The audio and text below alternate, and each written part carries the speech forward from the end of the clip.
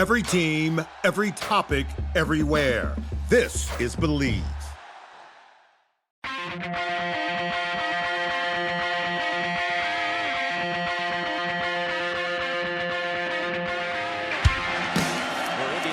First down at 10 at their own 10-yard line. Tevin Coleman with some running room.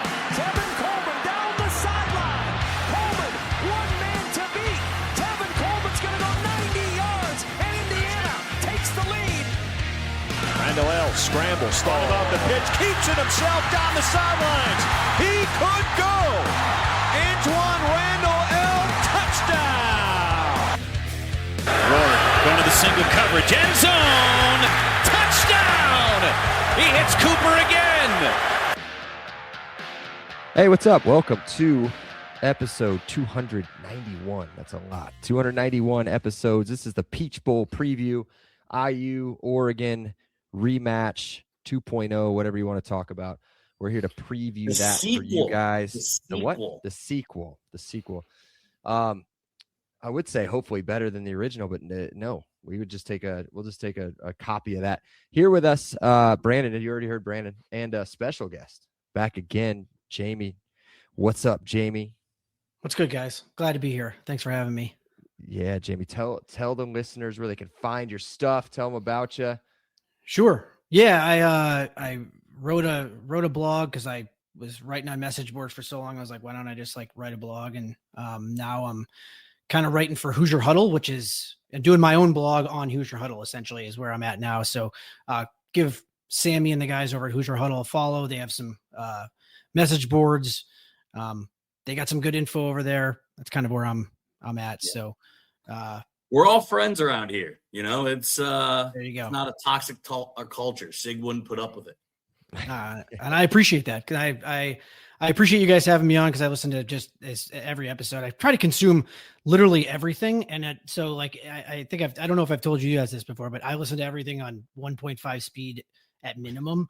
And so it is very funny to listen to people, have an actual conversation with people where I'm not listening to you guys at 1.5 and you're actually talking like normal humans instead of just zipping through stuff. So yeah, so I'll try to be, my normal self here and not, yapping the whole time as fast as I typically do. Don't worry, Brandon, everyone, I will be talking as fast and as much as I normally do. That's what I was going to say.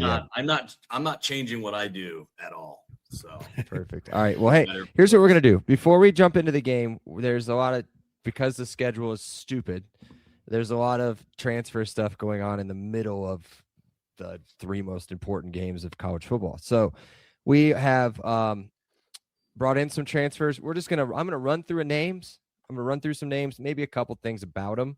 And then I'm going to sit back. I'm going to let Brandon and Jamie talk some more about them outside of two of these players, one of which I've been obsessed with for a very long time. And the other one I've known from previous podcasts. I don't know anything about any of them. So we are going to run through that real quick. We'll do a little bit of make fun of Oregon, kind of, and what's going on over there. And then we'll jump into the game. But real quick, let's get in. So Indiana, so far, as of today, 1-7. This is roughly 8:30 p.m. at time of recording. We've got, it doesn't matter, I'm not going to do it, but I'm just going to run through the names. So we got Nick Marsh, the Michigan State transfer. Ever heard of him? Yes, one of my favorite all-time non-IU players. I was super excited to hear that he was coming. Quarterback Josh Hoover from TCU.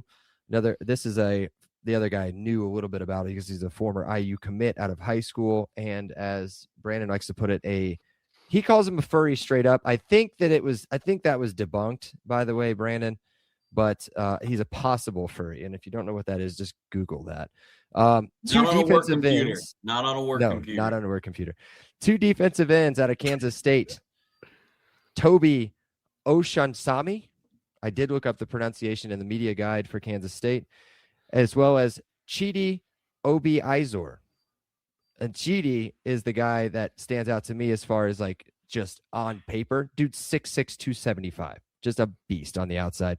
And then the rest of them, tight end Brock Schott out of Leo High School. Is it Fort Wayne, Brandon?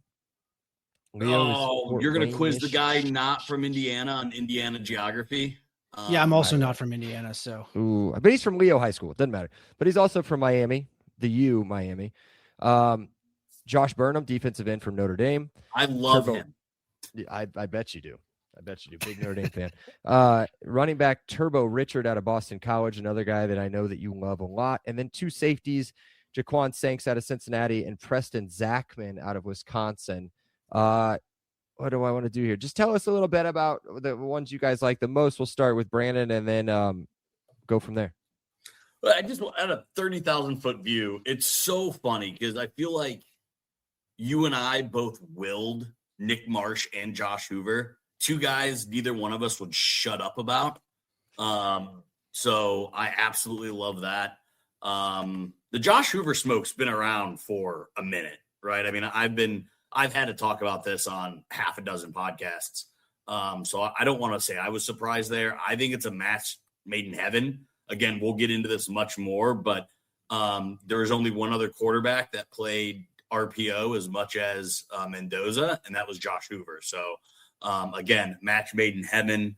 I love the edge rushers we put on there. I mean, I feel like that was a huge thing that propelled this season.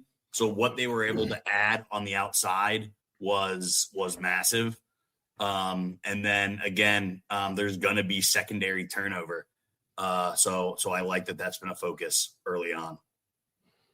Yeah, for me, I think one of the big things about this entire class is you can see where they think that there's going to be deficiencies immediately.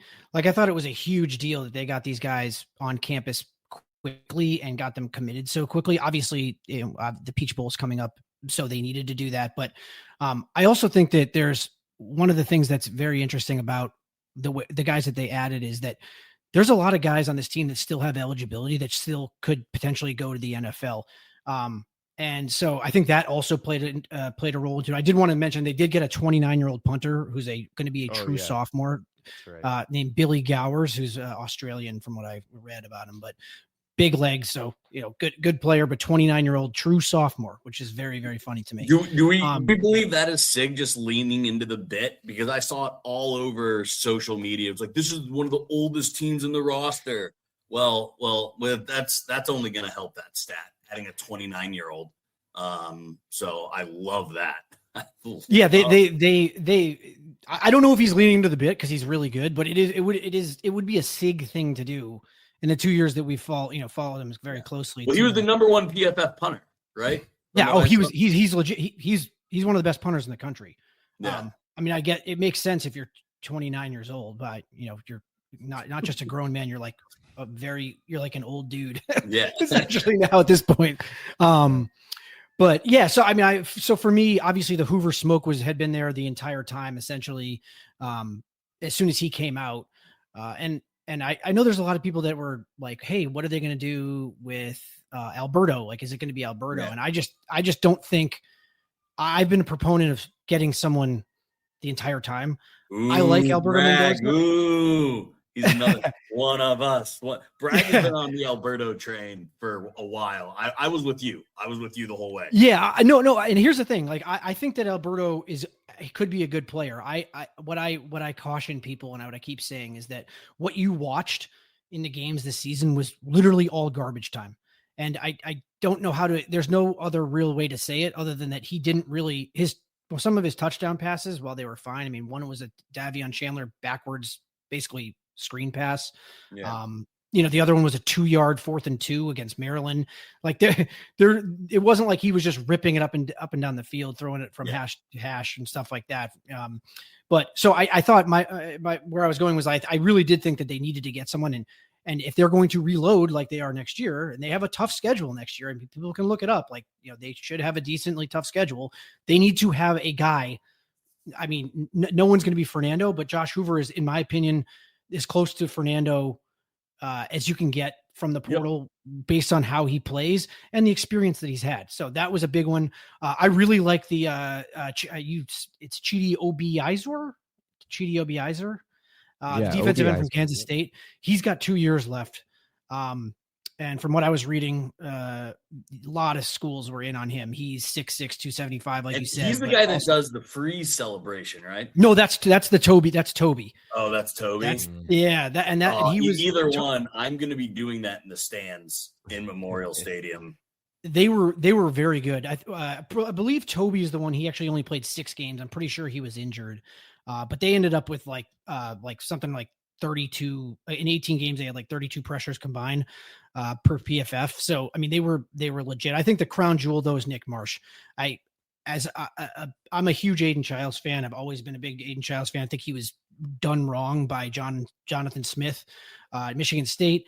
I think he's going to be very good if he just committed to Northwestern. Chip Kelly. Chip Kelly. I mean, they're trying to win, man. They're seeing what IU's done, and they're trying to do the same thing. They got a new stadium coming.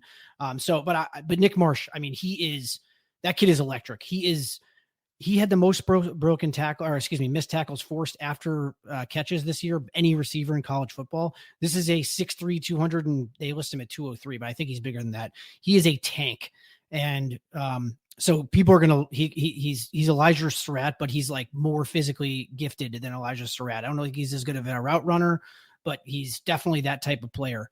His hands are ridiculous. Do you remember that catch he made, 2 years ago up in East Lansing against us? It was the only reason they were in the game to start the game was because him and Childs were like walking on water. Essentially, they couldn't be stopped.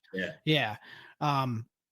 I do. So like just looking at some of the other guys like Brock Schott, I kind of was a little bit, he's a supposedly a super athlete. I don't know a ton about him because I didn't really recruit him. So I didn't really watch usually I watch all their huddle films if they commit or if they're close to committing, stuff like that. But super athlete, but still young. I mean, they're going to have 5 guys in the room plus Schott that are freshman year. Either freshman. That'll be weird. That'll be weird. It's going to be weird. And they're going to have another one. I just figured they'd bring in another Nowakowski. I think they're still going to bring one more in. I just think it's like seven spots at tight end for a position that you basically played 2 because Bamba didn't even play essentially all year. Right. So, but he's a good player. Obviously, if you get a chance to bring in a top 150 player that's a tight end that's from the state, you do it, who's on Miami. He's got 4 years to play, so that's a big deal. I really like Turbo Richard as a person that grew up outside of Boston. My dad and my stepmom is in the Hall of Fame at BC. Huge BC fan when I grew up. Was amazing. That's awesome. Yeah, and Turbo Richard, legit. He is Kalon Black. They have almost this same stats, same missed tackles forced per PFF. He's compact, but like he's not going to run away from you. People see the small guys, they think like kind of quick movements, in space kind of thing. He's still more of the Kalon Black where he can juke you, but he's going to run you over at the same time. So I really like him as well. And then the other guys, do you follow all the burner news today, either one of you, about who our next running back commit's going to be, if the burners are right? I have heard that there is a player from Texas that is going to be visiting. So it's and it's a big dude. So we will see. We will see on that front. There's also a very, very good interior lineman from Wisconsin that's visiting, who is another legit piece. So, and the other thing is like they have, if you look at the roster, like they have a lot of good players that are young that are coming up that we don't even know. We don't even know what they're going to be. So it's a very exciting time. I also like that they are getting guys with extra eligibility. Obviously, Schott has 4 more years. Jaquan Sanks, the safety from Cincinnati, who's played 2 years. He's going to have 2 years remaining, but he's been playing since a true freshman year. I mean, I think he has 92 career tackles. Whether that's good for a safety or just weird because it means you're getting gashed all the time is a little bit, up to it's Big 12 football, Exactly. No, I mean, our second leading tackler on the team is Lewis Moore, I think. So that's true. You're right about that. And then Preston Zachman, just a guy that before he got hurt this year, it's going to be in his 7th year, but a guy that's going to bring leadership to the team regardless of what position he plays, which is, he's going to be that age up, baby. Bring that age up. There you go. Yeah, he's another one of those guys that's going to bring the age up. So it's so far. I mean, from what I've heard, obviously they're going to. I was reading that they're going to have probably around 20, maybe more, and that includes. So they have 10 right now. If you include the punter, I assume they're going to get a kickoff specialist like they had this year with Frankie, who got injured, and then they already have a kicker with Radicic, who will be back. But then they would probably get a long snapper as well. So I think that, so if you add those 2 to 3, so they probably around 7 or so more guys. I'm sure a bunch of them are going to be, or not a bunch, but a couple of them will be offensive linemen. And then I know that they definitely want to add some more interior linemen. So defensive linemen, that is. So that, I don't know if that means that Tyreek Tucker is leaving, but a guy like Tyreek Tucker has eligibility left, and we'll see what he decides moving forward. He also has A+ celebrations. He's best celebration that there is. Here. Ooh, between him and Landino, I don't know. I'm also part of the family.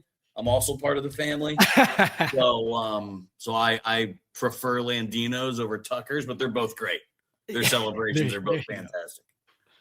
Yeah, and you stole the words out of my mouth. I think this is a little bit different than what we've seen, at least in the first 2 transfer classes, is that you're bringing in a lot of guys that have a lot of eligibility left. It's not a one and done. Outside of Hoover, I think there's 1 or 2 other guys, but Nick Marsh has got 2 years left. As you said, I mean, they want him to only have 1 year, left. If that makes sense. Yeah, of course, yeah. This isn't like the come in, and it's not a rental, I guess is what correct. You would say. Yeah, no, I totally agree. To clarify something on Alberto, I'm okay. I've always been okay with bringing in a quarterback as long as he stays. That was my thing. Yeah, so I don't want him to leave. I don't want that to be. Yes. I would prefer that he stays, and I just think that I need to. The coaches obviously see everything, but I haven't seen it yet from him to be like, okay, well, this is the guy as his redshirt sophomore season next year. I do think that we'll probably see him a little bit more next year, hopefully, if they're winning some of these games, and maybe he can actually throw some in these games. I mean, I don't know, but I don't want to just make it sound like I'm just an absolute hater on Alberto, because I do like him, and from what everyone had said, he was the better passer out of high school with Fernando. So I mean, he might not have as big of an arm, but the kid can actually play, and he's got a lot of like the little quick the jukes, and he's really polished at faking, which is very interesting as a quarterback, because we saw what Colton Joseph did in the first game, where I was like standing up furious in the first play. The comparison, again, you said you listen to the pod, so you've heard me say this before, but he's got the wiggle of a Brock Purdy. Like, he doesn't have pure athleticism, but he has that. He can make a guy miss in space, Brock Purdy, to him. At least that's who I kind of comp Alberto to is Brock Purdy in his athleticism and what he does in space. Yeah, and then again, we really quick. I haven't seen enough from the arm. That's the thing I'm questioning, because I think he's like the mechanics are good. The way that he fakes is awesome. Like, he's really good. Again, you said with the athleticism, that's really good. It's just I need to see more. And again, we're not going to practice, so we probably won't see more. But the coaches, I mean, clearly the coaches had a chance to get Josh Hoover, and they brought him in, which I understand. So, because he's also a really good player. I think people are kind of selling him short. I know we're going to want to move on here, but like, just getting Josh Hoover, the commitment to getting a guy like that, it's a big deal. It's a really big deal for the school, for the program, and for to be good next year. You can't rest on your laurels. This is not, this is the I put this on Twitter, but this is the not effing around crew. Like, this is they know they are going to get the guys that they're going to get, and that's just how it is. I don't know if they still are, but there was at one point, either yesterday or today, they were the number 3 team in the portal composite rankings. So yeah, I'd say that's not messing around. So Greg, you want to jump into your funny little bit here, because I think it's hilarious. We will real quick. I'm going to say one more thing.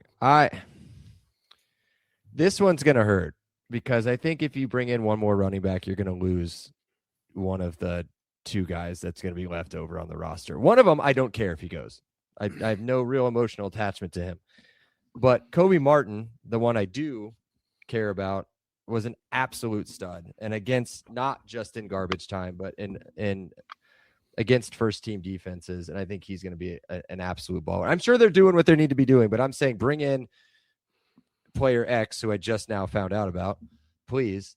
But let's make sure we can keep maybe that guy around too, because he's that guy. The difference between here we go talking about their bodies again. Where's Seth when we need him? But the way he looked last year compared to what he looks like this year is unbelievable. The guy is an absolute monster, and I think he's going to be a total stud at this level. So, yeah. All right, let's talk about the migration from Oregon. God, I promise we'll get to Oregon. Do you hear how Yes. McAfee talked about Mendoza's body? Did you guys see that interview? No, I didn't see it. What did he say? I heard him say something, but I didn't hear him. No. Yeah, he was just like, he's like, you got thick legs. You got a fat ass. You got everything. Oh, I did hear that. Good. You got everything that is good build for a quarterback. You're 6'5". You're a stallion. I was like, calm down, Pat. Calm. You don't need to be openly hitting on Mendoza during an interview. Someone pour some cold water on this man. Right. Yeah, That's better than what Herb Street said during the broadcast, because I've only watched it, I don't know, 5 times, but I've only watched it once again. I've only rewatched it. He calls him a giraffe during the broadcast. Yeah, he calls him like a baby giraffe. Like a baby giraffe. That's the way he runs. So, all right, back to migration season. So you want to talk about the whole transition and the whole transfer and bad schedule. And as of time of recording, according to duckswire.com, which is basically Oregon's version of better. I wouldn't say better, but it's Oregon's version of Pigs.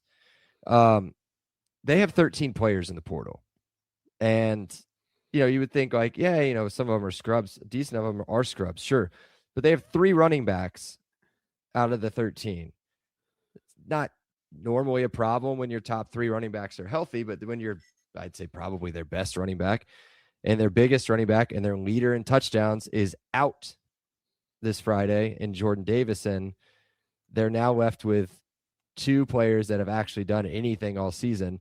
And then their 4th best runner, 5th highest runner, and 7th best runner are all either in the portal or plan on entering the portal. The one that plans on entering the portal is Jay Harris, and that's the guy that a lot of people are saying would get kind of that 3rd running back snaps. But just to give you guys an example of what he's done this season, he's got 26 carries. And to put that into perspective, Lee Beebe Jr., who played 2.5 games for IU as a 3rd string running back, had 27 carries. So they're hurting a little bit. They've also lost 2 backups, like on the 2 deep. In the defensive backfield and Kingston Lope at the safety position, and then Dalen Austin, who has one of their very few interceptions on the season before the Texas Tech game. The backup kind of DB nickel. Bragg, this is all big, and I don't want to.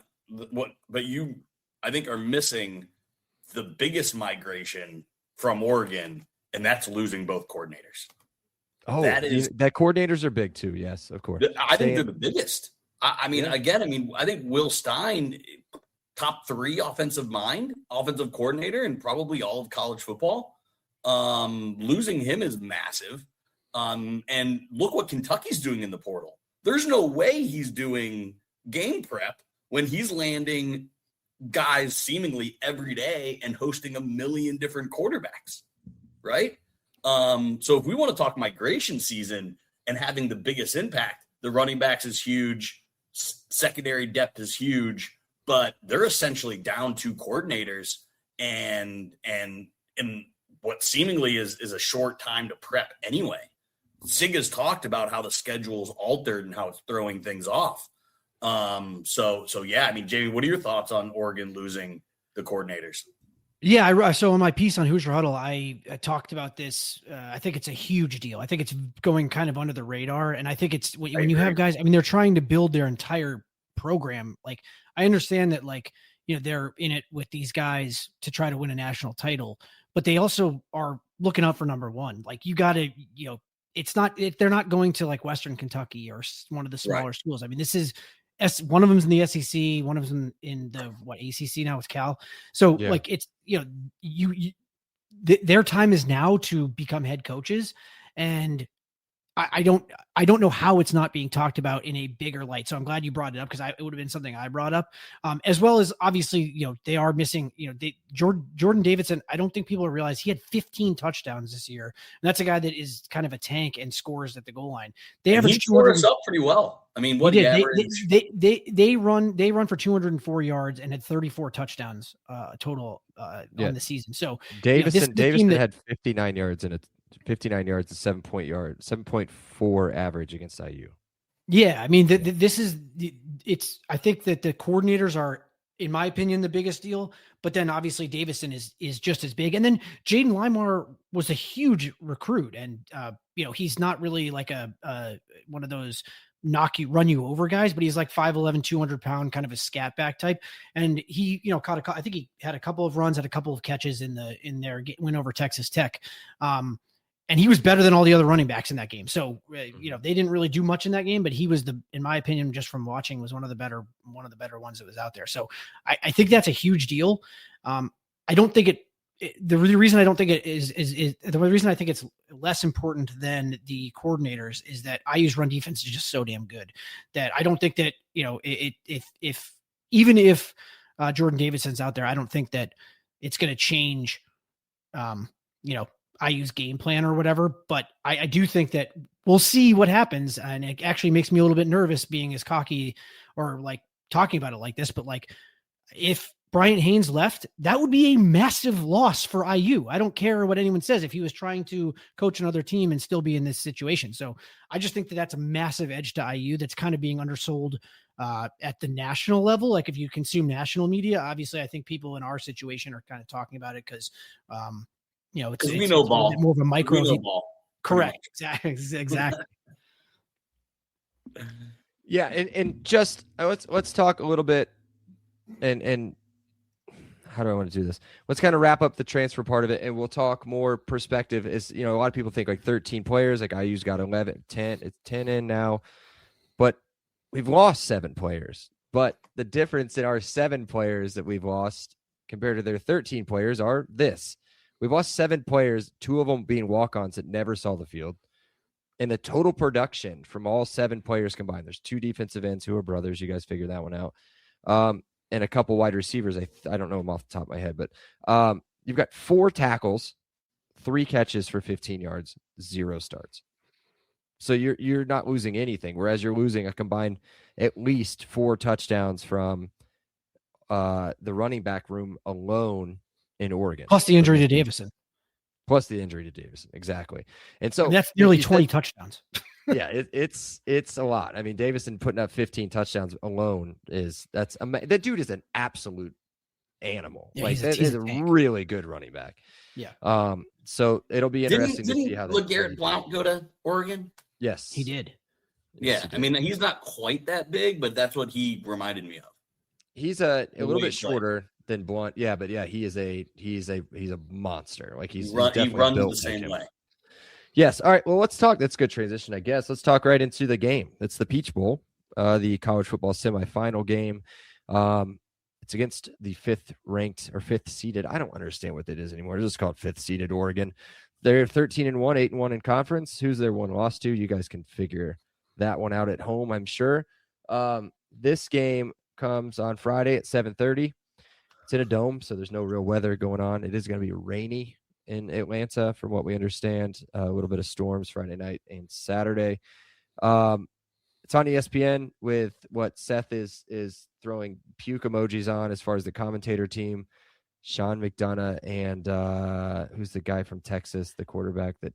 No, it's from Alabama, isn't it? Alabama. That's right. Yeah. As a person that grew up as a huge Red Sox fan, I grew up listening to Sean McDonough doing Red Sox games. Like to listen to him as he's gone to the way that he trashed IU last year was just like, I can't listen to him anymore. He's awful. I'm sorry. I love Sean McDonough. I love him calling hockey, like hockey playoffs. It's incredible. Totally agree. I cannot listen to him call football anymore. Since we're ranting, it kind of sucks that these games are on Thursday and Friday nights. I mean, they can't compete with the NFL. The NFL is king, but like Friday night, it's still a weekend. But like that sucks that the Fiesta Bowl's on a Thursday. Like, yeah, like that does suck. That's on a weekday, school night, work night. Like that sucks. Like I'm gonna watch every single second of it because I hate sleep. But like, just a little bit like that sucks. Just for college football. Exactly. General. The other part that I totally agree. Is the logistics. Think about the 2 teams that are playing in Arizona and how close they are to Georgia. Yeah. And where Oregon is in comparison to Arizona. Indiana would be. Well, I love it. I whatever, mean, we'll fine talk either about way, it, but that's a massive advantage. I It mean, is- we it's a saw huge the advantage. advantage it was in the Rose Bowl. I mean, I think everyone talked. I mean, Pat Coogan was like, "Yo, it was amazing." He was Yeah. like, we were easily talking amongst the line and in the huddle. So I mean, it was an advantage in Pasadena or in LA, and I think it'll be an advantage in Atlanta as well. So you're right; it sucks for Oregon, but I'm definitely not complaining about the location. No, I totally agree. I think that it's a huge plus for IU that it's in Atlanta. Obviously, that's the number one. You're happy that you're the number one seed getting that. That's why it's good to be the number one seed, I guess, because you get to kind of go where they closer to home, I guess, is kind of how they did it. It will suck if they make the national title and it's in the Orange Bowl, or is it, or where is it? It's going to be in Miami or whatever. Hard Rock. Yeah, it's in Miami. Terrible, but regardless, the crowd, just from, I didn't go, but watching the crowd, it was insane how loud it was. And probably just because I also had my TV and my subwoofer and my speakers on insanely loud because I was going wild the whole game. But the crowd was amazing, man. It was a home crowd. And again, you hear people 70-30, say 70-30, 80-20. I think it was easily that, with just the way that they pumped up the guys. I mean, they needed it. Some of those plays. I mean, there were a couple of huge third down plays that I think on both sides of the ball that the crowd, either quieted down or ratcheted up and help the team out. So it's a big deal. And I think it's going to be a similar situation in Atlanta on Friday. Yeah. And you guys, you said that talking about the crowd and everything. And again, one of the favorite lines from rewatching the game again is the very first snap for Alabama. Chris Fowler says, or is it? Yeah, it's Chris Fowler calling you. Chris Fowler says they're dealing with a lot of crowd noise here with a very pro IU crowd, which at that point, I had a smile on my face as soon as he said it, listening to it live when we were watching the game here. And it was awesome to hear. So, all right, let's get back to this one. IU opened at -4.5 with an over-under 48.5. ESPN's got IU at a 66.9% chance of victory on the FPI, which we all hate it, but we still tell you guys anyway. Current line, as of time of recording, has dropped by 0.5 point. If you go to any sort of message boards, people are losing their shit because of this. And the over-under's dropped by 1 point as well. But both lines will continue to go down. They will. The Sharps are hammering the Oregon, and the Sharps are hammering the under. So we saw this pretty much the same time frame for Alabama. We saw a huge spike, and they were obviously wrong. But they're right more often than not, which scares me a little bit. We saw a ton of money fly in on Miami against Texas Tech, and then we saw a ton of money flying on Miami against Ohio State. So again, these guys are professionals. They're way better at it than anyone that's ever going to talk on here. But the expectation is the under and Oregon will be the sharp play Friday night. Yeah, and those guys can go F themselves. All right, series note all time. Obviously, it's 2-2. Previous matchup was earlier this season. IU number 7 at the time wins 30. 2-2 is wild, by the way. Crazy. Actually beat Oregon twice. Yeah, we've talked. The other one was on the road. Yes, yeah, both of them. On the road both at of them Oregon on the when road. I was. Yeah, or maybe it was just before I got to IU. I can't remember. It's that early 2000s. Go look it up. Go look up the stats for that game. Whenever if you get. Yeah, didn't they have like 6 turnovers or Oregon or something like that? 7 turnovers. IU had, I think, maybe 100 yards passing, and I'm not even sure they had triple digits rushing the ball. So I again, and a kickoff return for a touchdown. So it's like it was the craziest thing ever. Well, let's run through this real quick because none of it's really important except for maybe the last game. Their schedule was we won't even do this. They went through their schedule. They lost to us. They beat Minnesota. They won at Iowa in a rain game, a really fun game to watch. Back again if you get a chance to do that.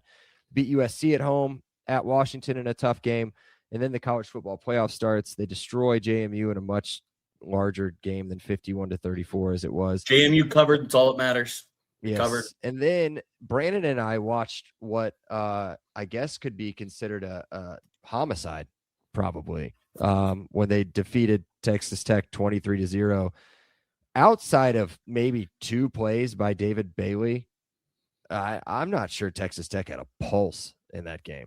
Like, that Morton was just that bad. Awful. I mean, Morton. Yeah, I wrote about that. Baron Morton was. I literally remember just looking at what I wrote about that game. Was just Baron Morton was atrocious. I mean, that was one of the worst performances by a quarterback I've seen. I mean, they had a chance multiple times to get back in the game, and he made terrible play or terrible turnover after terrible play. So it just was like, what are you doing, man? I couldn't really figure out what their game plan was.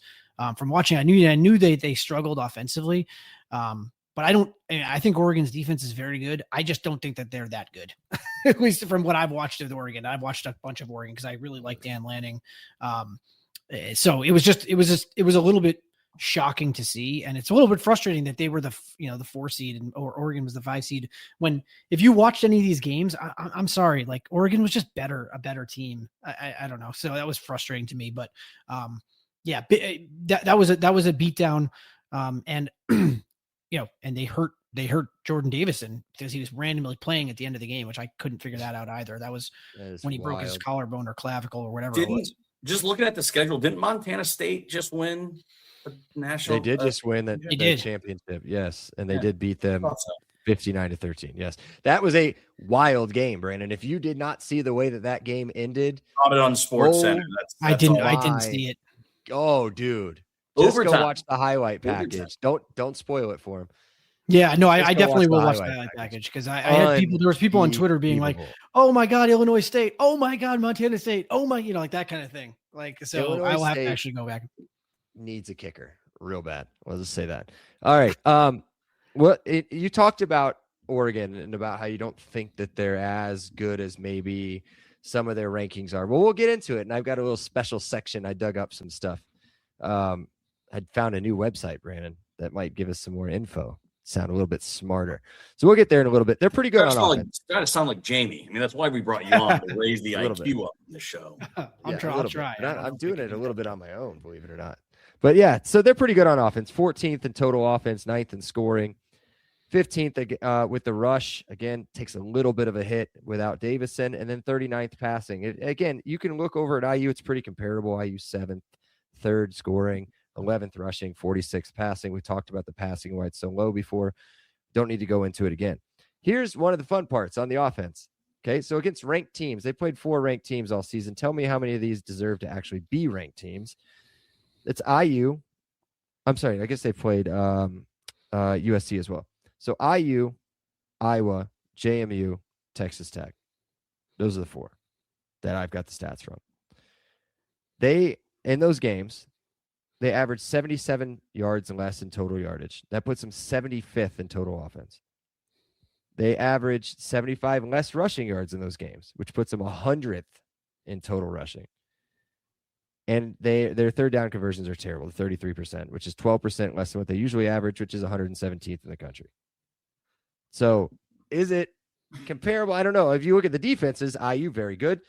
Iowa, very good. JMU, competition. I mean, I think what you're seeing there is all 3 of those defensive lines have freaks. I mean, I was so impressed by Iowa's defensive line when we played them. Our offensive line does not get pushed back often. And in my mind, Iowa gave our offensive line the biggest fits. I think a lot of people will probably point to Ohio State, but I think it was actually Iowa that gave our offensive line the biggest trouble. So I totally get where you're going there because, again, their offense tanks when they play good defensive lines. And what are they going to do Friday night? So I think it's super applicable here in this game because, yeah, they've totally struggled. That we talked about it a lot in the first matchup. I mean, their offensive line is huge, full of pro guys, but they got some scheming to figure out because they've mightily struggled with pressure. Well, I think one of just to add to your point here, the way that I like in the last game is, and when you watch Oregon, when they do struggle, you're talking about them struggling against defensive lines. It's not just that it's the defensive line, but it's when teams don't have to blitz to create pressure. It's when they can, I mean, even with Texas Tech, they didn't look very good in that game at all. And obviously Texas Tech, I think, has a very comparable, very good defense to Indiana. And, IU when they played last time, obviously this was a couple months ago now, it was in October, but, Isaiah Jones, Elijah Hardy, and Aiden Fisher had 34 combined tackles, 3.5 sacks, and 5.5 tackles for a loss. IU wasn't really blitzing. They were kind of just sitting in their 4-3, were able to play all the three linebackers at the same time, having Kamara kind of stand up a little bit. And it's just the disguising and rolling the coverages. And Dante Moore, as I think Dante Moore is a very good quarterback, and I would be, as I'm a Patriots fan, so I'm happy I had Drake May. But if I had one of the teams that has a top pick, I mean, I hope he doesn't go to the Jets because they are just an awful franchise. But, that's a type of guy that I think, could eventually be a very good quarterback in the NFL, but he had not seen the stuff that he saw when he went against IU. And when teams can sit back and kind of wait and not have to blitz him and kind of force pressure from different angles where he doesn't know where it's coming from. I mean, I know everyone is not as good when you have to just get to sit back there, but he looked lost, especially when he had to pass to get back in the game. And I thought, outside of that one throw to Malik Benson, which was a blown coverage, I mean, he looked really bad in that game. And he's one of the best quarterbacks in college football. So we'll see what happens. We'll see what they have schemed up. Again, this is where if Will Stein is trying to do like 500 things at once, as well as game plan for an insanely good IU defense.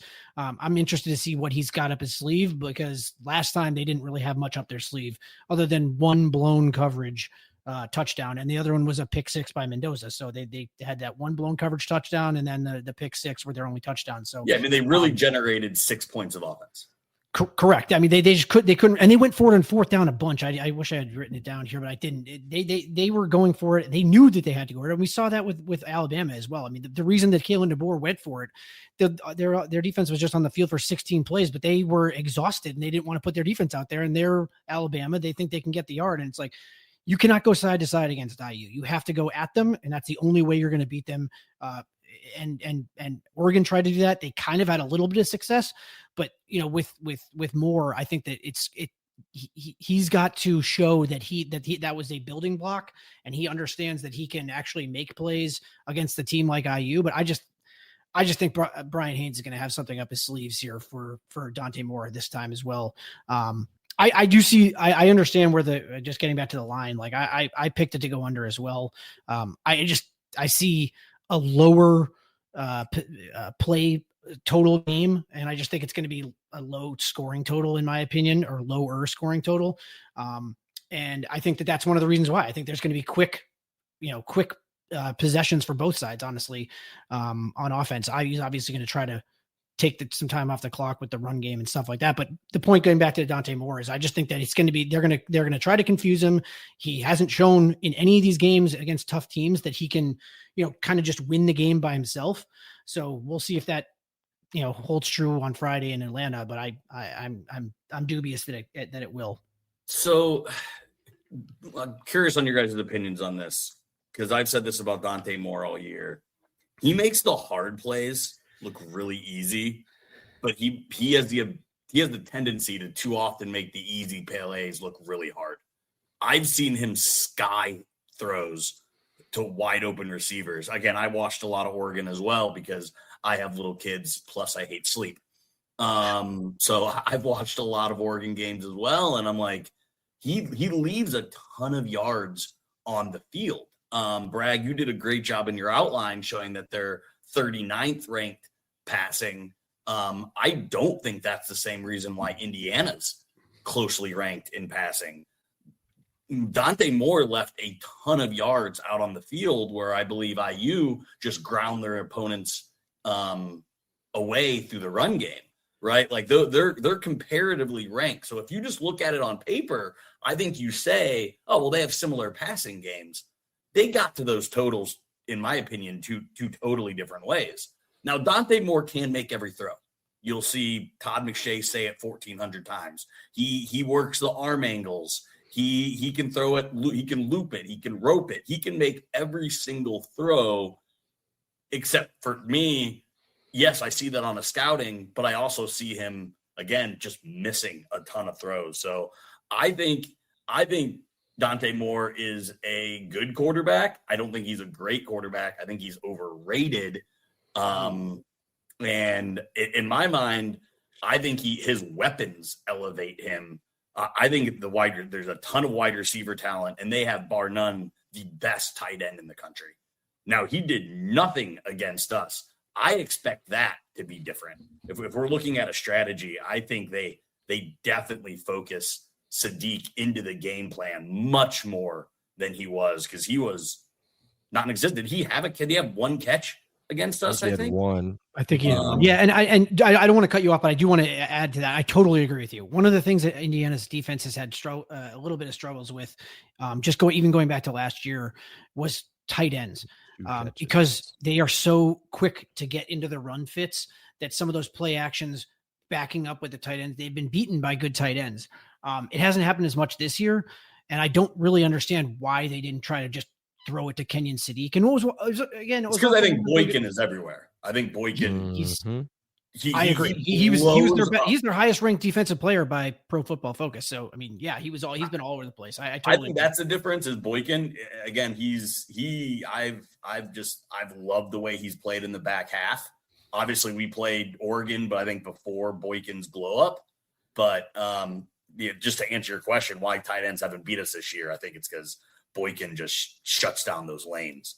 But again, you can only shut down so much when you're Sadiq will be a top 10 pick, like without a doubt. He'll be somewhere in that 7 to 10 range. My fear is he goes to the Chiefs at 12. That would suck as an AFC fan. So yeah, or you just kind of died off there, so we'll just pick that one. Sorry, I was watching the basketball game. Basketball game. It's not going as bad as you thought it was going, is it? Yeah, we talked about their offense. We don't need to get into individual things. I mean, two guys, I guess we haven't really talked about. The one guy that really stood out to Brandon and I think, sitting down in our basement watching the game before the Rose Bowl last week, I guess it was last week. Malik Benson, the wide receiver. I'm going to keep saying the number 4, because if you just watch number 4 on offense and on defense, you'll be fine on Oregon. Malik Benson, a really good wide receiver, leads them in yards on the season at 696. They spread the ball around like crazy. The guy averages 17 yards a reception. And then their big playmaker that I don't. Are you going to bet his catches again and his yards? He's burned. I'm knocking all over the wood right now because I'm about to say something bad. Their big playmaker that was supposed to be the big, giant, massive, awesome, all Big Ten, Kadarius Toney type, DeCorian Moore has been, I guess you consider that disappointing. 4 catches against IU, but only 32 on the season. Under 500 yards receiving, only 3 touchdowns. He's been a little bit knocked up, banged up. I guess he's not going to be knocked up, but but yeah, they've got weapons everywhere. And you guys were talking, and I sit back and I just listen to you guys, which is awesome. But you can't scheme against our defense. It's impossible. Like Brandon had a great quote two pods ago, which I turned it into a reel and whatever the TikToks are called, TikTok, I guess.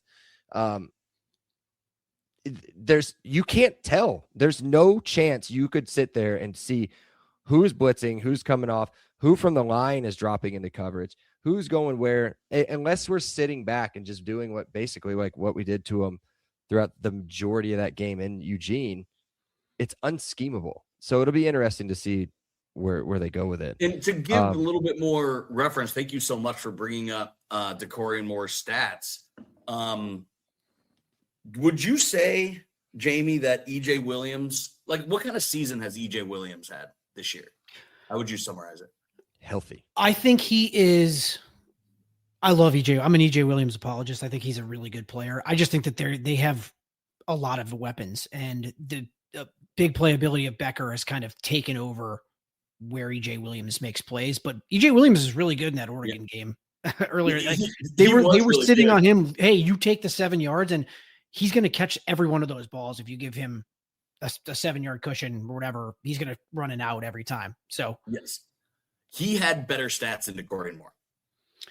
I didn't even mention DeCorian Moore in my preview because he seems to have hit like the freshman wall or whatever. Like he's been banged up. He's also small-ish or smaller type of player. The way that IU is going to get beaten is Malik Benson, Kenyon Sadiq. Those are the guys that are going to beat him. I just don't see it coming from DeCorian Moore. I mean, that I could get, that could bite me in the rear saying that, but I mean, that's just kind of how I feel just from rewatching the first game to write what I wrote about it. He was kind of a non-factor. And when they did throw to him, he was just getting taken down immediately because IU is just so technical with their tackling ability that like he wasn't doing the things that make DeCorian Moore. So right. To me, that was just like, it was like. And I think because of that, Bragg, okay, we talk strategy here. Or listeners know, I hate zone. Man, I think we just play back and let them try to put together an 8, 10, 12 play drive because I just don't think they got the horses to do a long sustained drive. I agree with you. I think we play that cover 2. I think we maybe even drop down to that deep cover 3 we do sometimes when there's a long field to be played. Because right now, I mean, again, like you said, they have 2 guys that can beat you. I mean, you look at the other side, IU has 6 guys that can beat you. So you coming from, Bill Belichick, don't let their best player beat you. I don't think that applies here because I don't think there is one player that you necessarily have to shut down. You just can't have that big breaking coverage like we gave up. So, well, I think I will say, I think that Dante Moore has to, if they're going to win, Dante Moore has to be that player. But I also think that I just was going back and reading what I wrote here and they had given up 16 sacks all year. Oregon did 6 of them. If Dante Moore had been sacked only 14 of those 16 times, 6 of those sacks on Dante Moore, 43% came against IU. So he basically didn't get touched. And what we're talking about here is that they confused him the entire game. And it wasn't with blitzing. It was just with rolling coverages and he held the ball too long and then would lower the eyes and didn't know where to go with the ball, either throwing it away or getting the passes knocked down or throwing it, off target. Everything was rushed. His mechanics were bad. And I need to see that. I need to see him not do that in order for me to think that they're going to put up, a bunch of points, which is how I think that they would win. But I just don't know if I see that happening. I think it's going to be to say it, I think it's going to be a pretty close game. I just don't think they're going to score. They're going to be able to score a ton of points against this defense, especially with their run game. And then again, like you said, I don't know if DeCorian Moore is like that kind of game changer. I don't know if Malik Benson is. I do think that Kenyon Sadiq could be, but IU's best defensive player this year by Pro Football Focus was Devin Boykin, who's literally just dominated Josh Cuevas last week. Who's one? He'll also be a top 15 pick obviously if he's healthy. So it's almost like with them, it's a pick your poison because, if you get to Dante Moore, even a couple times, he's going to start doing the thing where he looks down and tries to figure out where it's coming from after he can't find his first or second read. And that's where IU wins. That's how IU wins this game. So I got a question. Bragg, rank these 3 quarterbacks on how they played against us this year. Ty Simpson, Julian Sayin, Dante Moore. We put them all through the blender. I mean, it's a trick question, right? I mean, it's really hard to answer because those are 3 good quarterbacks. Those are 3 guys that will be playing on Sundays, right? Without a question. And we put them in a freaking blender. Honestly, I think the best quarterback this year was honestly Grunkenmeyer. I mean, if we're looking at it, like he was probably the quarterback that played the best against us, which is wild considering how he looked before he played IU. But yeah, Jamie, to your point, I think what we did to Dante Moore isn't different than what we did to Sayin, isn't different than what we did to Ty Simpson. I had a very stupid idea before the Alabama game, and I suggested to Bragg and Seth, what if we do something different? What if we throw a wrinkle on a defense? What if we do something uncharacteristic of what we've done all season? And Seth and Bragg smartly shut me down and said, that's very dumb. I think we do kind of roll pretty similar to what we've been doing all year to what I just said, because we've just, again, made things nightmarish for quarterbacks. I totally agree. That's a good. Oh, sorry. Go ahead. I was just going to say that's a good transition to just talk about the defense. I mean, we'll just move right into it. Their defense is pretty good. I mean, again, overall overall stats outside of the rushing is top 6. I mean, they're total top 6, 6th, scoring 6th, rushing 19th, passing 4th. Now they struggle in a couple different things, right? You look at red zone defense, you can look at this as a stat if you want. Now, granted, they've only given up 31 trips to the red zone, but they rank 100th overall. I mean, it's 87% conversions in the red zone.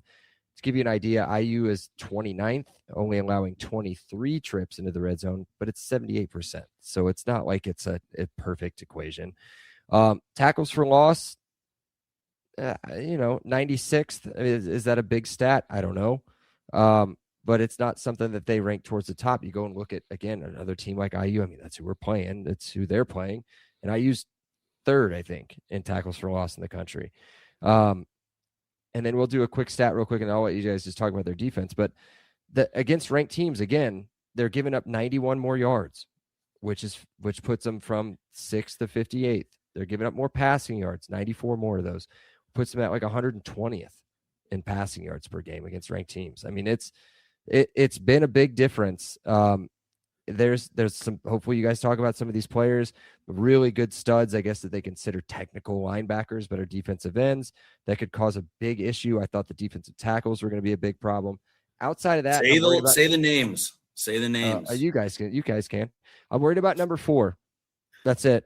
That guy scares the living. I said shit already once, so this is shit out of me. He's an incredible player, and he's already got Mendoza once.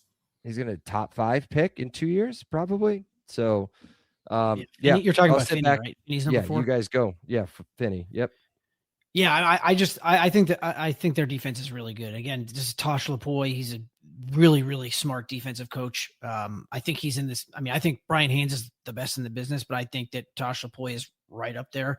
But it also helps that you have guys like on the outside, like Brandon Finney and Jaden Kennedy. I mean, I think those are the two of the better corners in college football. It's very, very hard to throw against them. And then you have other guys, just name guys that because you have those good corners, it frees up, one-on-one matchups on the offensive line where you have Tatum Tuioti and Mateo Uiagalelei. Those guys are very, very good defensive ends or kind of like rush ends. IU in the last matchup, I mean, Carter Smith is Carter Smith. He's just awesome. We will see where they go. That is my matchup, kind of a matchup to watch, though, is whoever they start on that side. Because, they started a Johnny at right tackle. I know Benson played as the game started to get a little bit farther away, and he's definitely the better run blocker. That is Benson. That's why Benson, I think, came out there and played more than Johnny did in the second half. But I do think that is a huge thing to watch as the defensive ends. Once again, can IU scheme around those defensive ends? And the other, and again, because they have such awesome, Brandon Finney and Jaden Kennedy are so good on the outside. It's who's that third guy, the slot guy? Is it Cooper? Is it who is the one that's gonna pop? Is it? I mean, and the other thing is, I don't think that they didn't have to deal with this, but Charlie Becker has changed IU's offense completely. I think that you have to almost play 2 or 3 yards deeper with your safeties than you did when he wasn't playing, because he will run right by everybody. I don't care who you are. Did you hear what I said last pod about I think he runs the best inside post in all of college football, and I think it's an undefendable route. I agree. Now you obviously can't Madden and run that play every time, but IU runs that play 2 to 3 times every game, and it's open every time. Yeah, I totally agree. I think that that the way that they are going to have to be defended now is just a lot different than it was before. And they were fine. I mean, they in the last game, I mean, Mendoza had 31 attempts for 215 yards. Like that's not Mendoza. Like that's not that good, but they didn't have to deal with Charlie Becker. And we're watching every team deal with Charlie Becker the last 6 weeks. I mean, he's been on fire. So I'll be interested to see how they match up with him in this one, because I think him and again, EJ Williams he had a couple catches in that last in the game against Oregon in October, but I just think that Charlie Becker is the game changer because you're going to have those two guys probably on Surratt and Cooper, but then you got Becker out there, or it's going to be the other way around. You have them on one of them on Becker, one of them on Surratt, and then Cooper's going to go off. So it's a different dynamic. And that's one of the reasons that I'm so bullish just on how they're going to move the ball. Again, I don't know if they're going to be, IU's never doesn't want to be the team that's going to, go up and down the field, no huddle, like that kind of stuff. They're not that team. They would rather run twice, pass once, that kind of offense, move it down the field slowly, kind of break your will. But they didn't have this over the top threat like they have now with Charlie Becker. And I'm very excited to see what he does to Dylan Thieneman and those safeties, because that's a huge matchup in my opinion. So my football team is the Steelers, and Art Smith only does run, pass, and it's absolutely nauseating. You are right about the 2-to-1 split, but it's how Shanahan calls it.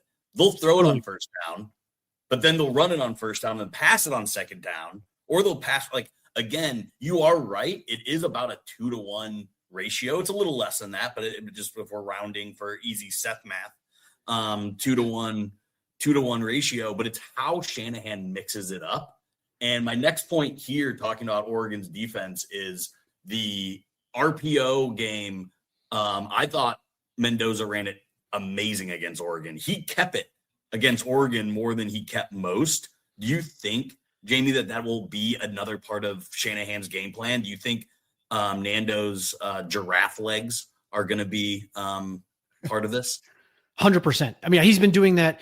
I think it took them a couple of weeks to a couple of games, like 4 or 5 games into the season, to figure out like, hey, Fernando, we're going to need you to, do this. And you're going to have to, I think that his legs are one of the most underappreciated. I mean, they can use it as a pejorative to talk about his baby giraffe legs or whatever. Yeah.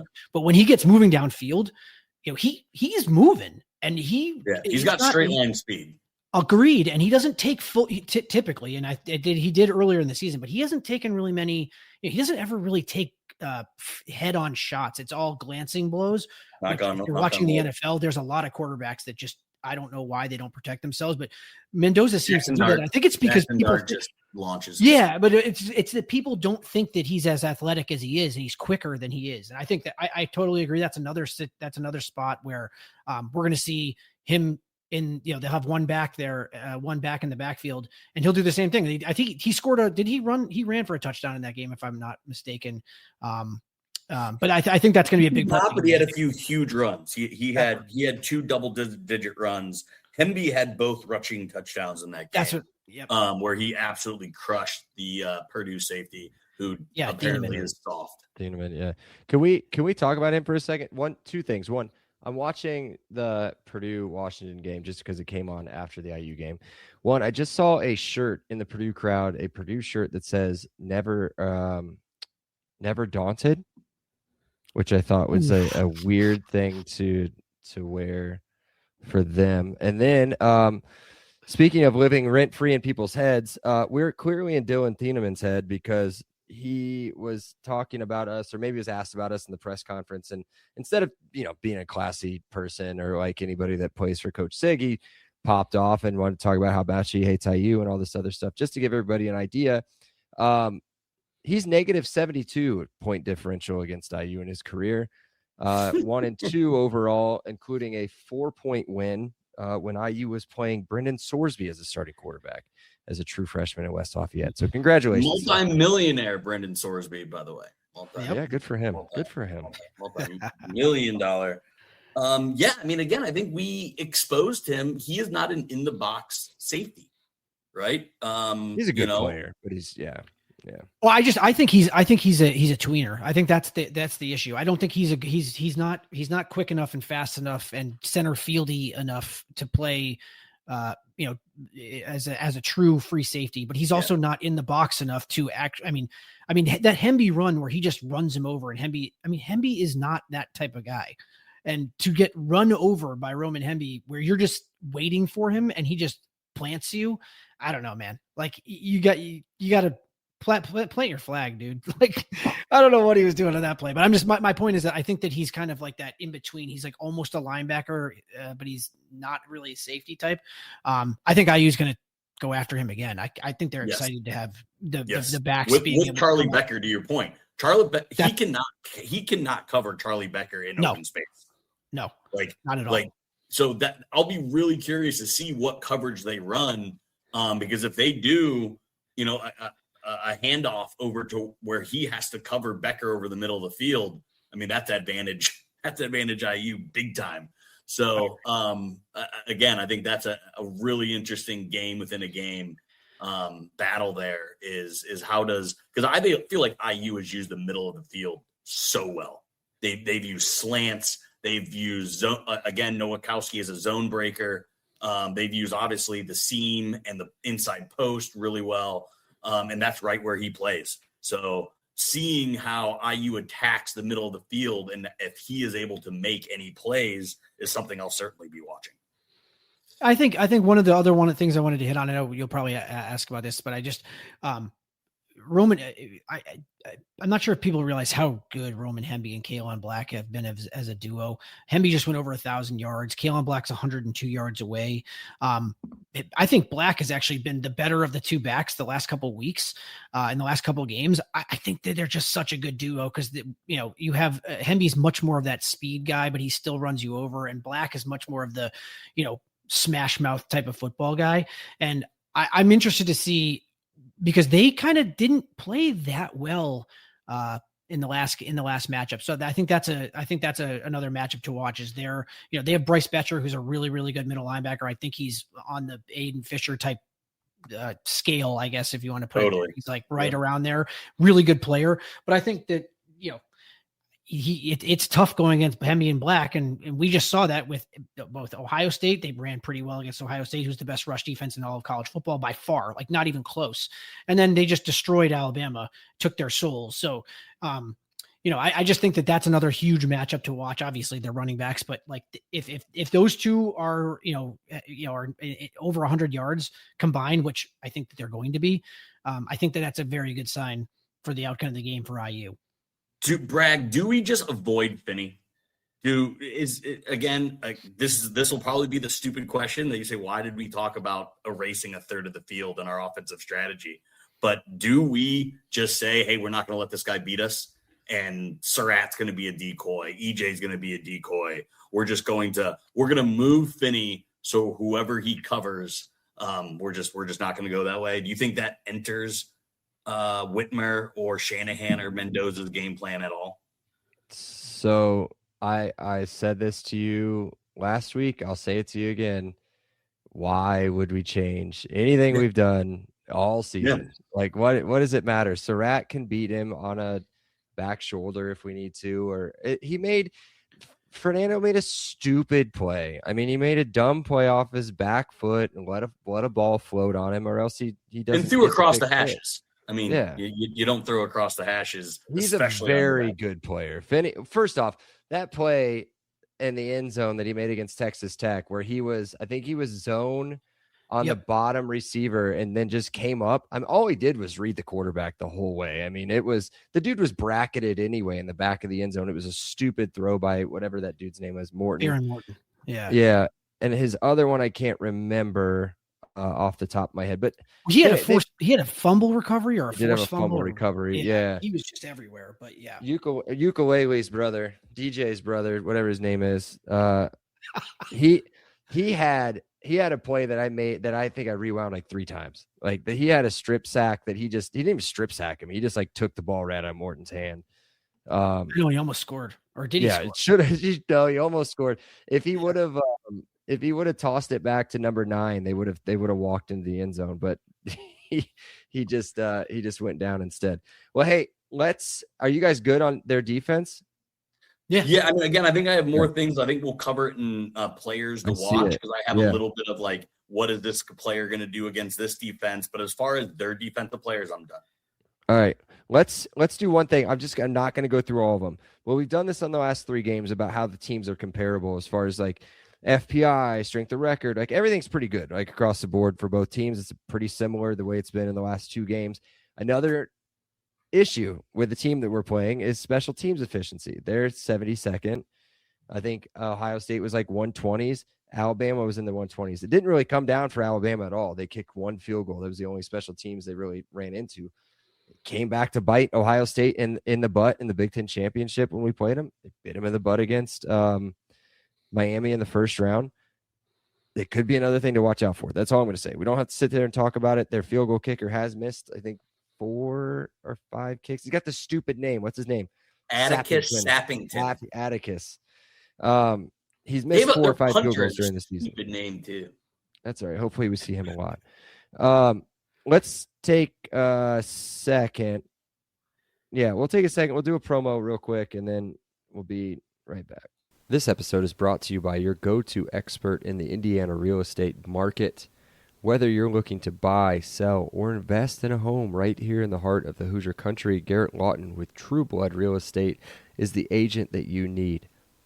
He's not just a real estate agent, he's a Hoosier fan just like you. And Garrett knows Indiana inside and out, from Bloomington to Indianapolis and everywhere in between. Plus, his personalized service makes the buying and selling process smooth and stress-free. So if you're ready to make a move, give Garrett a call at 317-410-8851 or visit his website at lawton-realty.com. Okay. Where are we at? We're at IU players to watch. I think we've kind of beat it. We kind of beat it down. I think we've talked about everybody, so it's interesting to hear what everybody's got, who we're watching. Who are we watching on offense? We'll go with Jamie first.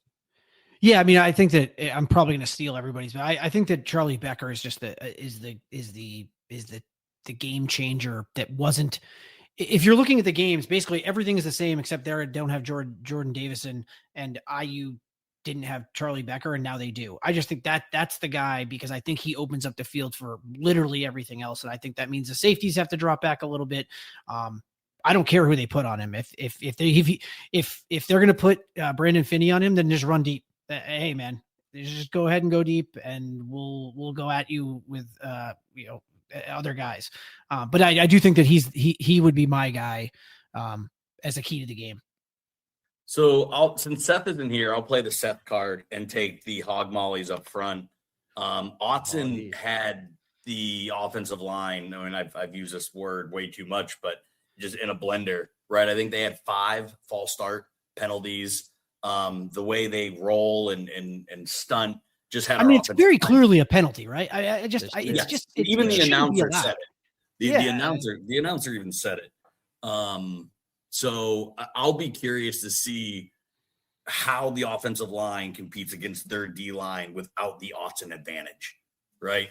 So I'm curious, because we did not win the line of scrimmage. I think it was more of a push. But I mean, you saw what we did against Alabama. I'll be curious to see the push the offensive line gets when they're not a half step slower because of working from a penalty. So that's what I'll be watching. And then also, how many times do we line up in big personnel? How many times are we bringing in an extra lineman? How many times is Nowakowski on the line versus lining up in a tight end, stand-up tight end position? So I think the line of scrimmage, again, it's cliche, but I think we can know early on how this game is going to go. I think if IU is dominating the offensive line early, that is trouble for Oregon. If the line it's right 50-50, I think we're got to buckle up, because it's going to be a banger. Yeah, I'll stick with what we've talked about, though. Well, at least Jamie talked about it for a while. I'll go with the running backs, Himby and Black. We're one of, what are we ranked, Brandon, as far as slowest teams in the country? We're bottom 10, I think, as far as holding the ball and when we snap the ball. It's funny, again, go back and watch the Rose Bowl. You'll see Mendoza look up at the play clock multiple times and just wait until 5-6 seconds to go and then snap the ball. And to be able to do that, again, is setting up easy third downs, short second downs. And to do that, you got to have a good, solid running game, and that'll open up Charlie B from Nashville, Tennessee, and all the other things down the field as well. So I think Himby and Black having a decent game is a big one to watch. I mean, you could be super script and go Nando or any of the guys. Few weeks since we've seen Debo Cooper make a play, Bragg. Do we see Debo Cooper have a chunk play? Or as Mike Tomlin say, do we see a splash play from Debo Cooper? He was pretty in good this against game. them last game, if I remember right. He had that incredible one-handed catch and then kind of beasted Yeah, a he couple broke 2 or guys 3 down the tackles. field. I mean, Yeah. Brad Nestler was like needed to be like wiped down. He was like couldn't believe it. He was like going wild. Hilarious reaction, by the way. If you go back and rewatch that, It is pretty good. But he's had a quiet last month a little bit. Yeah, he was 7 Um, for 58 in that game. Surratt had a big game, 8 for 121 and a touchdown, obviously. So again, I will be watching the offensive line, but again, Debo Cooper before Charlie kind of emerged. Debo was, again, I think when Debo made a good play or a huge play, our offense, I mean, again, it seems kind of silly to say, but he opens things up. Debo has the chance to spread the defense sideline to sideline and not just pack a box. So if Charlie Becker can stretch the field north-south, I think Cooper can stretch the field east-west, and then you're just kind of effed with how you defend that because there's just nowhere else in the field to lock down. Yep. All right, let's flip sides of the field. Defense. Who are we watching? Jamie, I'll go for. I mean, I kind of alluded to this, but I think Devin Boykin, and it's the matchup of Boykin on Sadiq, or how they defend Sadiq, and I think that's going to be Boykin. I think that's in my opinion, just the way that, I know Cuevas had an injury, and but Cuevas is an NFL tight end, and Boykin shut him down, and then as the game started to go along, he was blitzing a little bit more. And the other thing with Boykin that he does that I love is that he's not going to get beat deep, and he doesn't miss tackles. I mean, I know most of the IU guys don't miss tackles, but he just comes up and hits you and you're down. That's it. So Boykin's my guy to watch on defense, because I think that's a huge matchup with Sadiq, because if they're going to win, they need a huge day from Kenyon Sadiq. Yep. Well, I mean, Kamara got his sack, right? I think the edge rushers need to be just absolutely unleashed. So Kamara will be what I watch, but again, I'll play the Seth bit since he's not here, and it's a defensive line. The very first play against Oregon, they set the tone by getting a sack, and I think they played on back of their heels the entire time because it didn't matter if it was drop back passes or runs. I mean, there was a handful of runs that they got blown up as soon as Moore handed the ball off. So for me, the player I will be watching is Kamara, but again, it's that defensive front. It's Tucker, it's Landino, it's Ndukwe, and it's Kamara leading the charge. So that what I think, again, if they can establish that early, like they did in Autzen, it changes the whole game. 13 tackles, 1.5 sacks, 1.5 TFLs in the game in Autzen. It's the leader on defense. That's who you got to watch. I think Aiden Fisher is the guy to watch. Hardy had a huge game too. Hardy was listed, but I'll go with Aiden. I'm going to go with Aiden as the guy to watch. I think this could be what do you want to say it? Like the classic Aiden game. Like this is his landmark game. Like this is the one.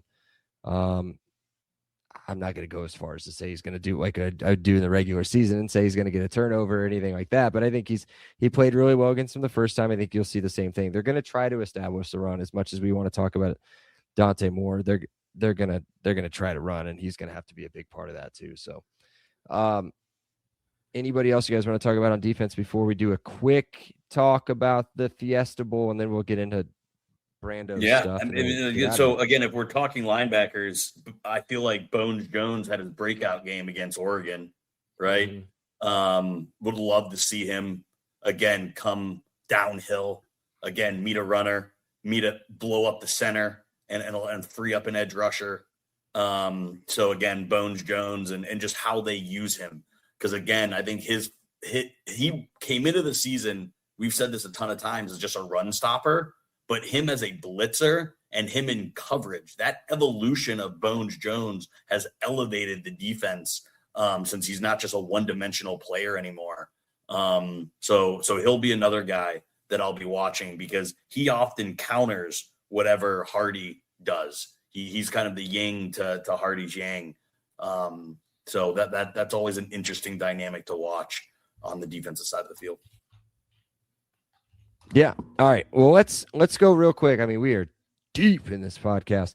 And we still got, I mean, it looks like Brandon used my notes for some reason today because he's a boomer. But we got a lot of randos.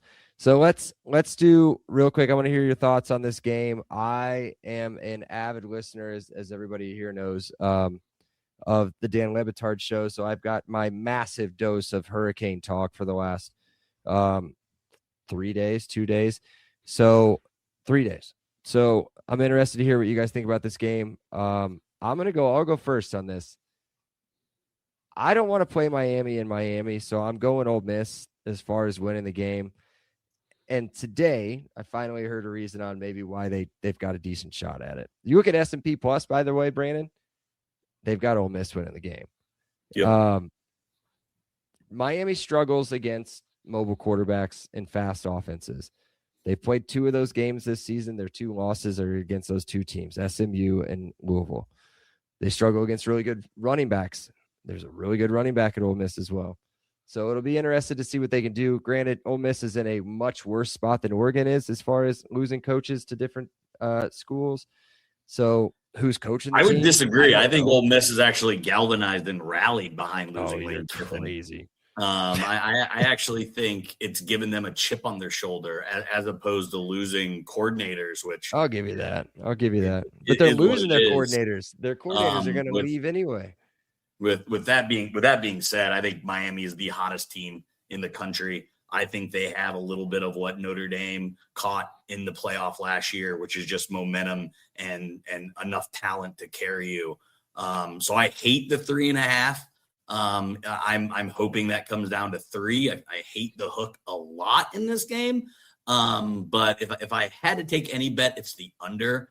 Because I do think Miami's defense is just playing on a different level. And Miami has found that if they don't put Carson Beck in a situation to mess it up, if they lean on Fletcher, because again, he's playing incredible. I think if they can lean on Fletcher in the defense and Beck doesn't cause them to lose.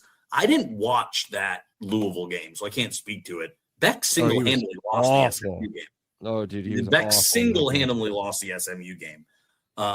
So as long as Beck doesn't turn into a pumpkin, I don't see how Miami loses. Yeah, I tend to. So for me, I think that I totally agree with what you were saying about. I think that one of the things that if Miami gets down early, I think the game's just over. I just don't know if they're going to get down early. I just the way that Miami's rush ends have been playing was just like amazing to watch. I mean, they just literally caved in OSU's defensive line, and they did the same thing to Marcel Reed in Texas A&M. So for me, I think that I tend to agree with you on the under, but if it turns into some kind of shootout, Miami has to shorten the game from my perspective to win the game. So if they can shorten the game by actually using their running backs correctly, I think they have a good chance to win the game, and I would take Miami, but I agree with you. I think that half point is a big deal. And I also like the under. I'm just always an under guy because I just feel like, I mean, I know everyone should be rooting for points, but I feel like in this game, it's like if it's over, I think Ole Miss wins handily. But I do think it's going to be under, and I think Miami wins. Yep. God, that would be awful. That'd be the worst thing in the world. All right. All right. Let's do it, Brandon. Right. Let it loose. So in my randos, I promise this will be fast because there is like 9 of them. I want to play a little game called Are We Really Doing This? And then if you guys just give me a yes or a no, and then if it's yes, we can go into it. If it's no, we just skip it. Do you guys understand the rules? Okay. Maybe. I'm reading your questions. I don't know if these are yes or no questions, but we'll try. I don't even have the questions, I don't think. Oh, I usually don't. I usually don't. So Jamie, Dante Moore or Fernando Mendoza, are we really doing this? Like who's better? Like, is Dante Moore better? No. Than Fernando Mendoza? No. I think Mendoza is much closer to a finished product. So but if you listen to any talking head on what seemingly is every channel, is Dante Moore is the better quarterback, and it makes me just want to pull my hair out. Yeah, I mean they're projecting things that I I also think that Mendoza's better. I really like Dante Moore. By a landslide. Mendoza's better. Even just potential, I think he's better. Yeah. All right, Bragg. Signetti to the NFL. Are we really doing this? No. Why? Yeah. Why would he do that? Why would you want? He's a winner. All he does is win, right? Look, Google. I win. Google me. I'm just going backwards on my camera. But I mean, why? Why would he go to the Raiders? I mean, I get following like, yeah, hey, you go to the Raiders, you're gonna get Mendoza. You can go there. He doesn't really have that much of an attachment to Fernando. I mean, it's not like he recruited him or anything. Let's be real. I mean, the guy's set where he's at. Yes.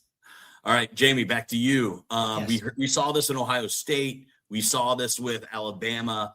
A huge point of the reason people are taking Oregon is because they are bigger on the offense and defensive line. Jamie, are we really doing this? I can't believe people think that that's a real thing. I know. Stupid. It's extremely stupid. So Yeah. no, we're not doing it. Bragg, I sat on your couch downstairs and I said, the Sharps. Are we listening to them again? Are we really doing this? I never have. It's amazing to listen to some of the national media, a lot of national media. Joe Klatt said it perfectly. He said, look at the last 3 games, right? That IU's plays at last 3, Alabama, Ohio State. Let's just say Alabama, Ohio State, Oregon, those 3 wins. If it was Michigan wearing our uniforms, would anybody even be like, would this even be a game? Like, honestly, it'd be like, how can Oregon hang with Michigan? It's no, screw the Sharps. The Sharps are stupid. Can I quickly interject in here? Because one of the things that I was so confident that IU was going to win against Alabama. I was getting roasted by Alabama fans for a clip that I did on another podcast. And I was so convinced that I thought that the line was so stupid. I thought IU should have been double-digit favorites, and I couldn't believe that Should they have been 9.5. The line should have been 9.5. I totally agree. I couldn't believe that it was 7, and then people were saying that I was stupid for not wanting, that was too many points. It was like, I don't know, man. Then I was questioning my own sanity, being like, did I just watch and write about for 4 months about this team? Did I just not see what objective reality here? So it had me questioning like what if I was actually like sane, because I was like, nothing I watched shows me that Alabama can even hang with this team, and obviously they didn't. But I was just like, I couldn't believe it, so I had to interject with that. Yep. It wouldn't be a pod with Bragg if we didn't talk about uniforms. Bragg, what do you think about Oregon's uniforms, and what do you think about our uniforms? My opinion on our uniforms. I think they're boring, but they're fine. I have the exact same opinion, by the way. Yeah.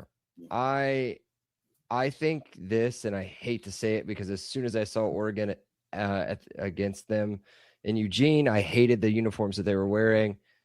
I think these might be the cleanest Oregon uniforms I've seen in a long time. As They're far so as like nasty. not so a lot nasty. of stuff going on. It's your green, it's your white and green. There's no massive neon yellow pants or anything. Like, I think it's clean. Do I think it's their best uniform ever? No, but they're fine. I don't hate them. Jamie, we got into a lot on transfers earlier in the podcast. Did you see the news about Mark Cuban's donation? I did. Do you like that information being out there? I think people just thought that was happening anyway. I had people during before the Alabama game, again, their fans are awful, by the way. But anyway, they were in my mentions talking about that. Like, they only have a team because of Mark Cuban. It's like, you don't know that. Like, that's just not, I mean, I know he's given money this year, and I know that he gave a lot of money this year, but that's not why they had a team. He objectively wasn't really that into it. Even last year. So but yes, I do like that it's known now that, like, hey, we have our billionaire giving money. Like, that's good. Which I don't get, because I feel like Texas Tech gets positive feedback on theirs, but we somehow get criticized for it. That doesn't. Yeah, I don't get that either. It doesn't make a lot of sense. That, like, I don't know. I don't get it. All right, Brad, I got another rando for you. As you know, is there too much? And this is crazy me saying this as a podcast and as a content creator. Is there too much content? Because as I was laying in bed after the Rose Bowl, I was like, oh my God, there's so much. I wanted to read everything. I wanted to listen to everything. I wanted to watch something. And I was like, oh my God, when did IU football become the center of content universe? Because it seems like it's everywhere. So is there too much content, or are you just loving every bit of it? So the only criticism I have on this content is that CBS Sports had a whole 5-minute preview of this game and continued to call it the Fiesta Bowl.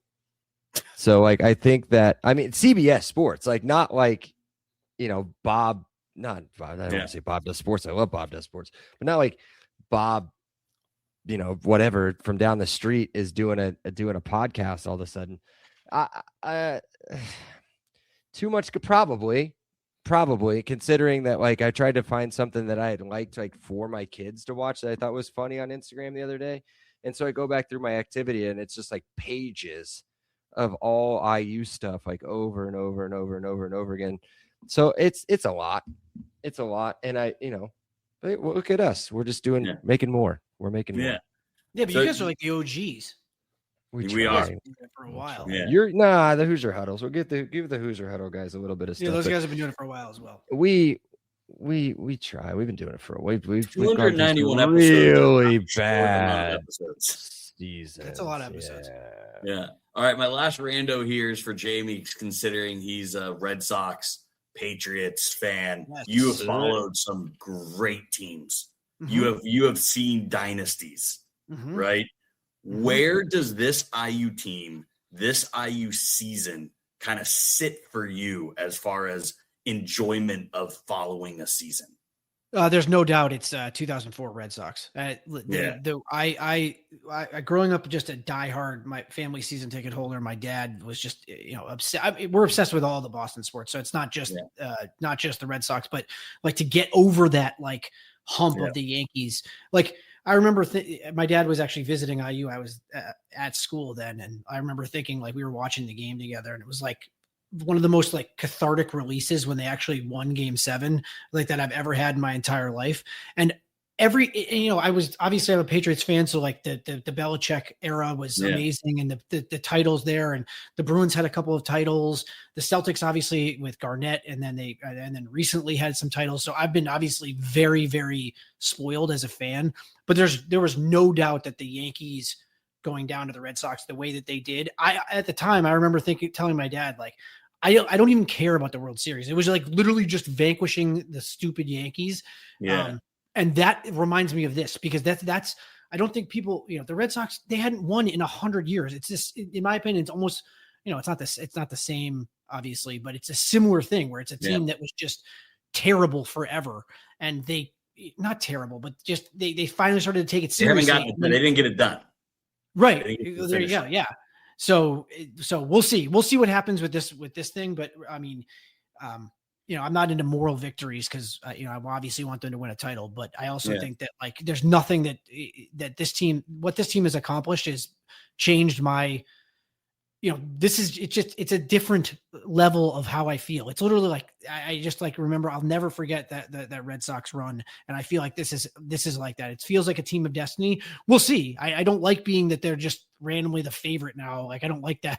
I'd rather them be the underdog type, but very good question though. Yes. And so it's 2004 Red Sox-esque in my opinion. There we go. All right. I'll answer for myself.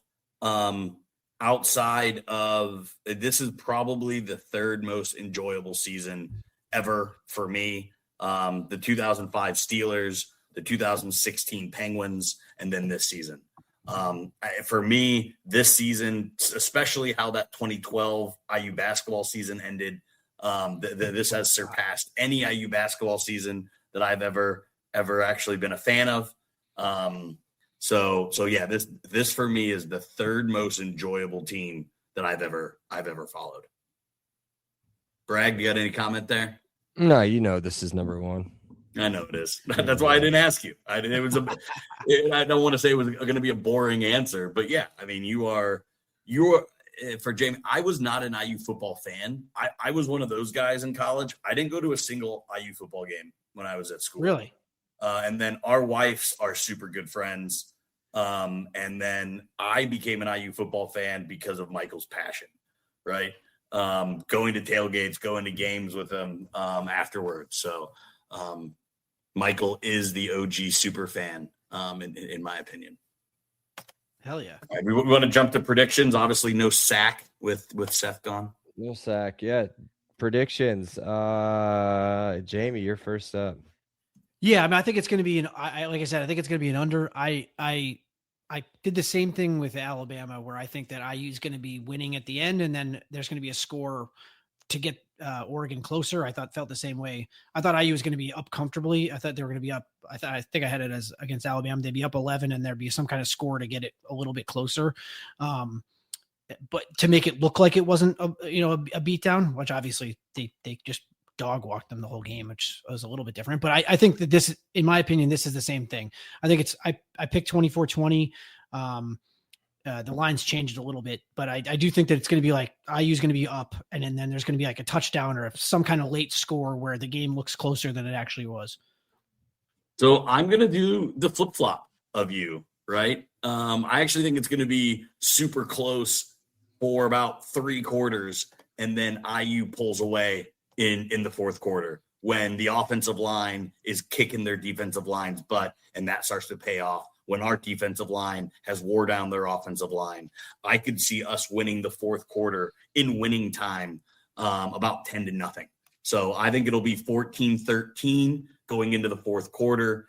IU scores a touchdown at the field goal late. IU wins 24-13. And I think it is just, again, IU winning the chess match in winning time.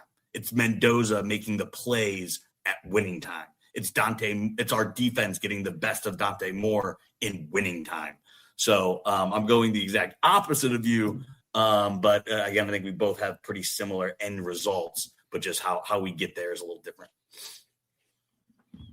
Yeah, I'm kind of similar with Brandon. I think that except mine's a little bit different. I think we get a late defensive stop or big defensive score late. You're playing it out in my head originally. Are you betting defensive touchdown? You always do. I always do. You always bet defensive touchdown. I think I've got Oregon 17, IU 31, but Oregon's driving, or at least has a chance to drive to tie the game up, and I think we seal it with either a defensive touchdown or gets it down inside the red zone to put it away. So you guys both chose for IU to give up the most points they have this season. Is that you guys just believe in Oregon's offense? Because the most points the defense has given up is 15. Well, I actually think you have 13. Oh, I was going to say, I'm sorry to cut you off, but I think that so again, I think it's going to be like almost essentially a garbage time, like last score. Like I don't think that the score is going to matter, if that makes sense. But, yeah. Okay. Yeah, I think 13 is that's how many they scored last time. Yeah. And again, they really didn't earn that 7 points. We gifted them that touchdown more than that they earned it. Dante Moore actually underthrew it. The wide receiver had to slow down. If the wide receiver doesn't slow down, he did underthrow that touchdown. So I actually think they actually get a legitimate touchdown in this game. But again, I think Will Stein being gone affects that offense. I think their running back depth is affected. I think Sadiq is again going to be Bryant Haynes' game plan going into it. I just don't see how these guys score the ball. I also do think we struggle. Their defensive line gave us fits. Regardless whatever the movement they were doing, I think this defensive line is every bit of Penn State and Iowa's defensive line. And we saw how that got the running game and the pass game off rhythm. So I do think points are going to be super hard to find here. And you guys got to remember, we scored a big Frankie field goal and he's out. We don't, I mean, Radicic is money from a reasonable distance, but we really don't have that 45, 50 plus weapon out there. And that certainly played a point. Getting points right before half was huge in the first game against Oregon. And again, so you're kind of limiting your scoring range with Frankie being out. So I do think for 2.5, 3 quarters, points are going to be hard to come by for both teams. Yeah, that's good. That's good analysis. It's good analysis. I try, every once in a while. Dude, I don't want to say I've tried really hard this pod. Normally I'm just cracking jokes and trying not to swear, but Jamie was on, so I actually tried this time. That's all right. I said the S word twice, so we're okay. All right. Well, that's it, man. It's been a long one. It's been a fun one. It's been a very informative one.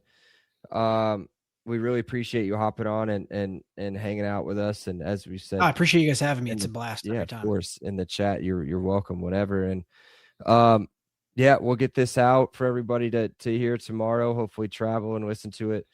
You'll be traveling. Are you going to listen? Are you going to make your wife listen? I'm not Brad? listening to this, dude. I never listen to this. I do. It's so hard to listen back to yourself. Oh my God. It is. Yeah. And unfortunately I do too much of the talking. So I got to at least get the other two idiots on here moving a little bit. But yeah, no, we'll get it out for everybody to listen to and hopefully educate some people and get, some of the people that we usually don't reach out to listen to it and hopefully become some new listeners. So I will not be going to the game. But I will be, this means nothing to Jamie, but I will be at Ale Emporium way earlier than I probably should be. And I will be drinking way earlier than I probably should be on Friday. So that is my plan. That is where I will be Friday, January 9th, preparing, slamming beers and Hermanaki wings. Atta boy. All right. Yep. Until next time, everybody. Thank you. Cheers. Cheers. I don't have Seth to say anything stupid, so I don't know. Yeah. We know Jamie's not going to say anything stupid, so. He's not going to say anything stupid. All right. No, If you like the show, please take a moment to rate, review, and subscribe. It really does help the show to grow. Thank you for listening.